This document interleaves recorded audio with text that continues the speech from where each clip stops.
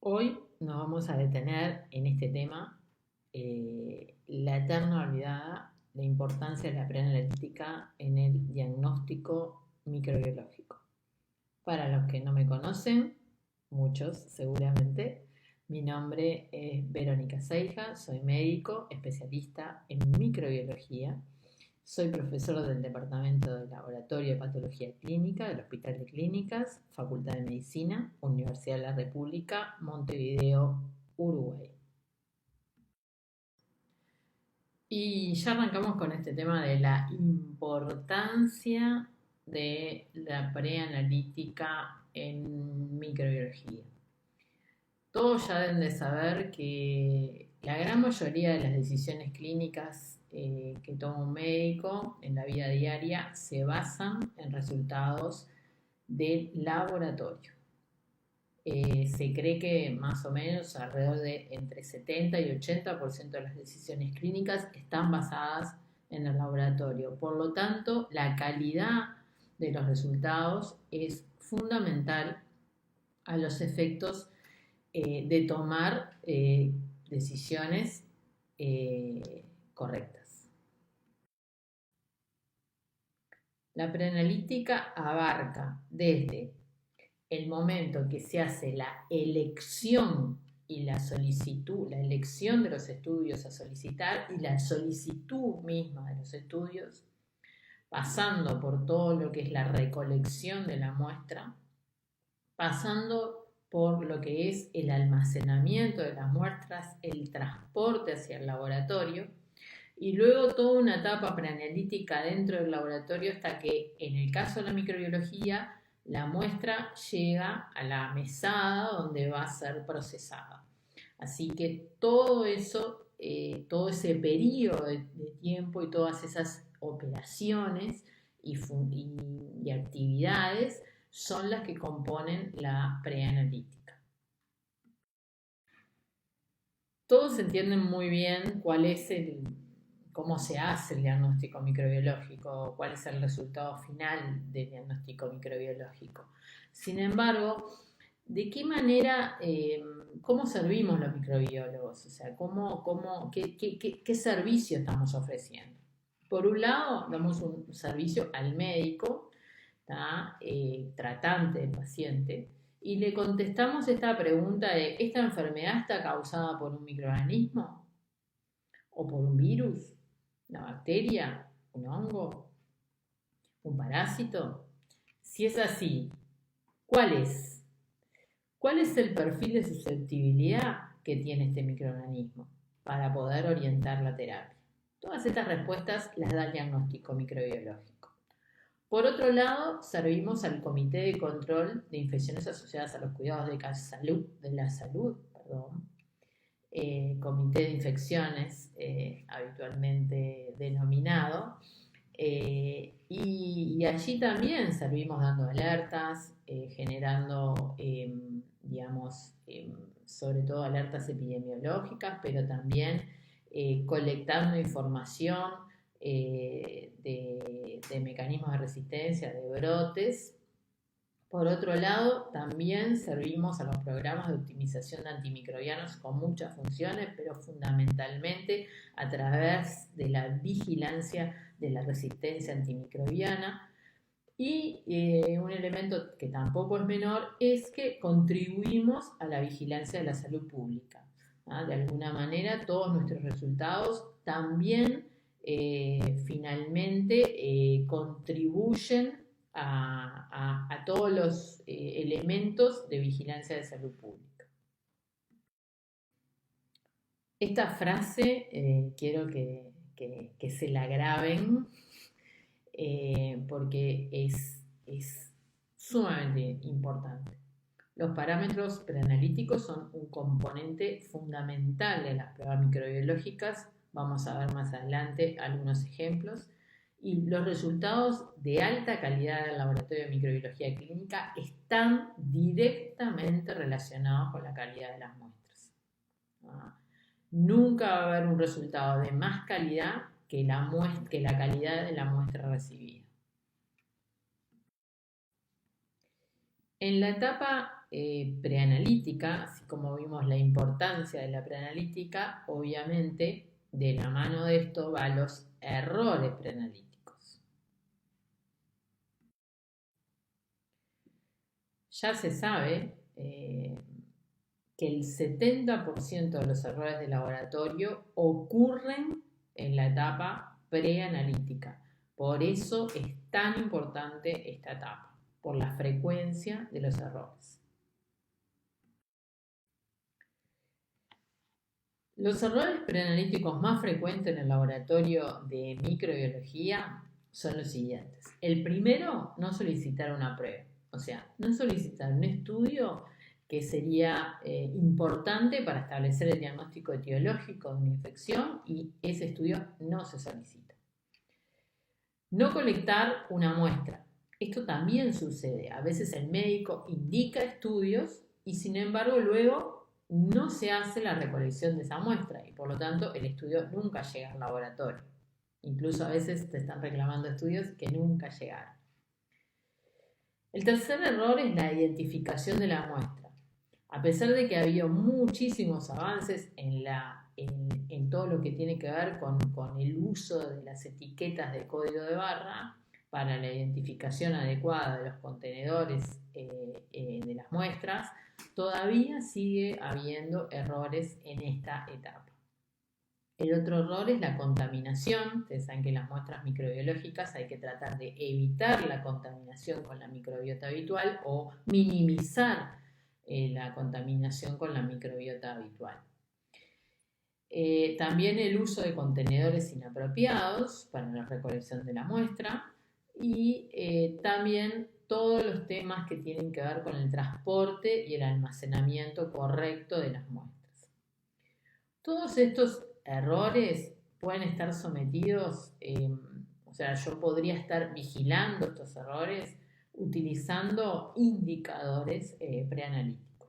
Cada laboratorio elegirá los indicadores preanalíticos que considere más importantes de acuerdo a los datos que tengan de su funcionamiento.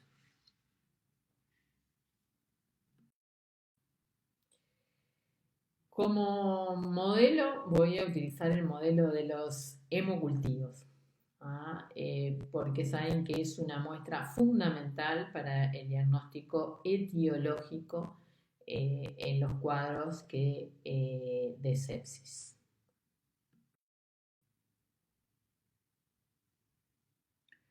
Acá les voy a mostrar un video donde ustedes ven la identificación correcta de las botellas de hemocultivo. Allí, esta es una botella de una marca comercial, pero todas más o menos traen lo mismo, entonces uno, donde está la carita, tiene que poner el número de identificación de identidad del paciente, el nombre.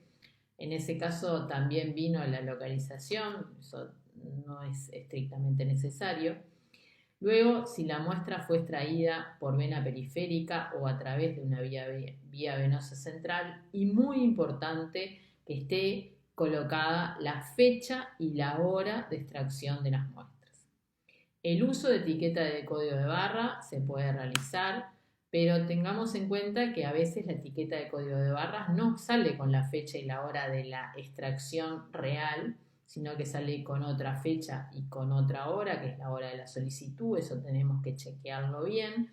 Y otra cosa que es importante recordar en este caso es que dónde vamos a colocar esa etiqueta de código de barras y en qué momento. Esa etiqueta, cuando yo voy a sacarle sangre al paciente, tiene que ya estar pegada. Yo tengo que estar controlando la identidad del paciente con esa etiqueta colocada. Si yo saco la muestra y luego me voy y lo etiqueto a posteriori, eso puede inducir o puede generar errores. Nosotros ya muchas veces hemos, observado que está colocada la etiqueta de código de barras sobre el lugar donde tendrían que ir los datos o donde vimos que iban los datos del paciente con los datos patronímicos y la fecha y la hora, la colocan ahí y cuando uno Levanta la etiqueta para mirar lo que hay debajo, se encuentra con que hay otro paciente. Hay otro nombre, porque ve que hay como algo puesto a mano y se etiquetó mal. Entonces, ojo con el uso de las etiquetas de código de barra, porque hay que estar monitorizando muy bien que se estén utilizando correctamente y que se estén haciendo los controles para evitar los errores preanalíticos de identificación de las muestras. Acá en esta placa les traigo otros indicadores preanalíticos en el caso de los hemocultivos que también es interesante y es importante vigilar. Este es un trabajo que nosotros presentamos este año en el Congreso Europeo de Microbiología Clínica y Enfermedades Infecciosas. Y acá vemos los indicadores de nuestro hospital y van a poder ver cómo tenemos bastantes problemas, pero que obviamente solo se descubren si se vigila o se somete a vigilancia esto.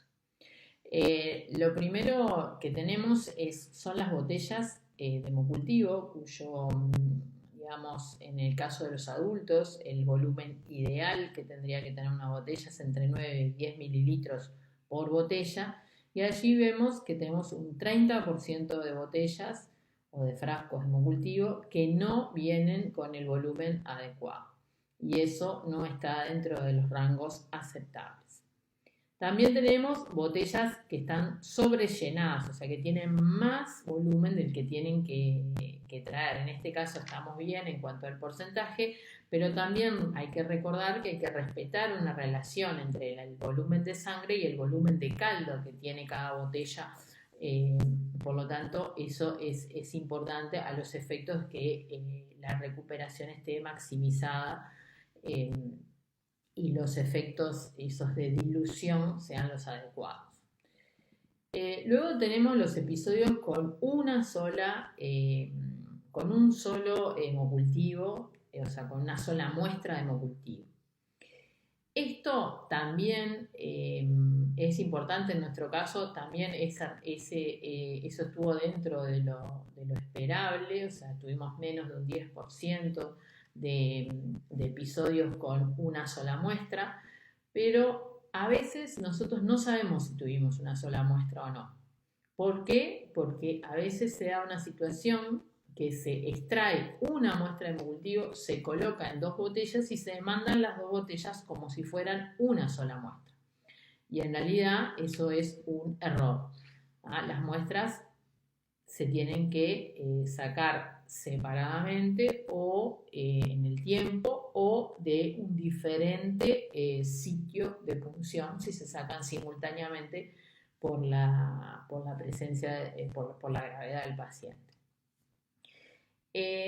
Lo otro que es importante es el volumen total de sangre que se le extrae al paciente en el periodo de 24 horas. O sea, cuando yo voy a decir, voy a hacerle un set de hemocultivos o una serie de hemocultivos a este paciente, ¿qué volumen total estoy extrayendo?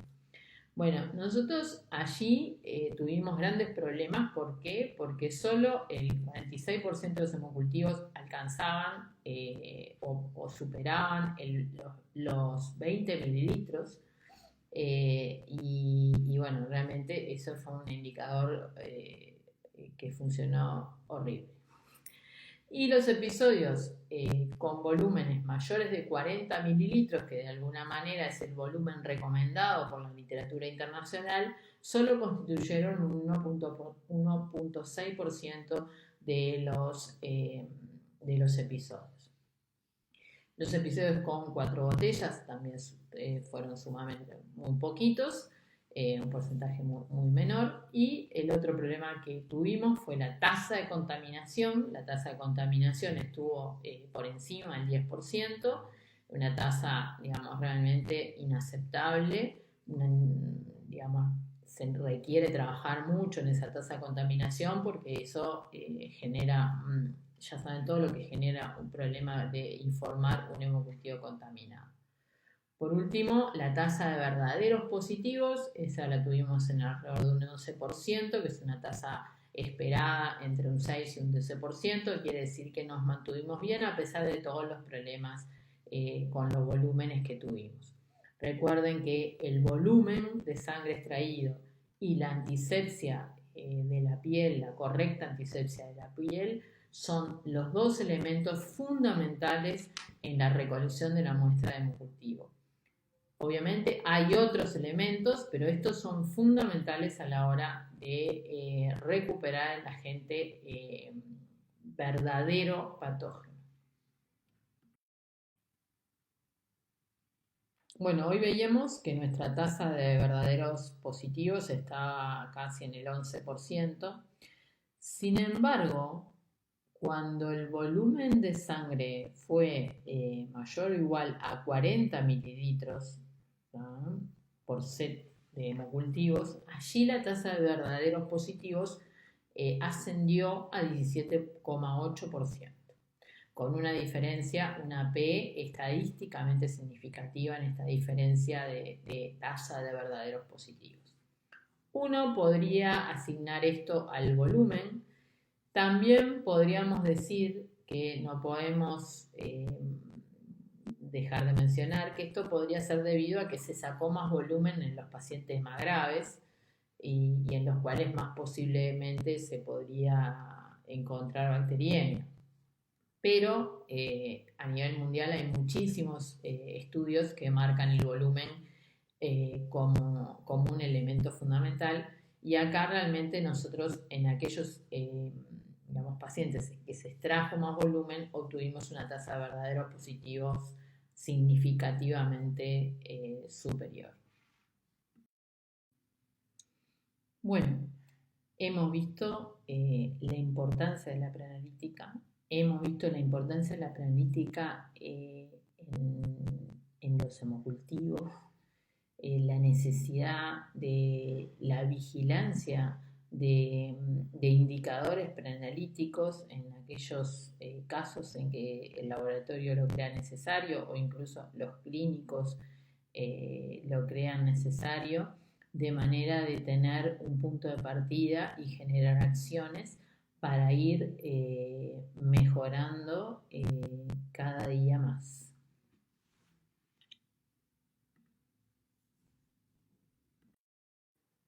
Muchísimas gracias por la atención. Espero que la charla les haya sido de utilidad y puedan aplicar algunos de los indicadores que comentamos en sus instituciones. A lo que les interesa en la microbiología, estamos en Instagram, en MicroCleanUy.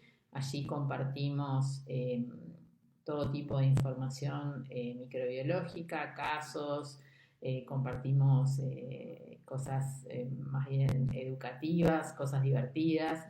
Y los que tengan dudas o tengan preguntas o quieran profundizar en algún caso, en alguna cosa, en algo que no les haya quedado claro, allí tienen mi email, microcleanuy@gmail.com. Por ahí también me pueden contactar y contarme lo que ustedes quieran. Muchísimas gracias a todos y nos estamos viendo.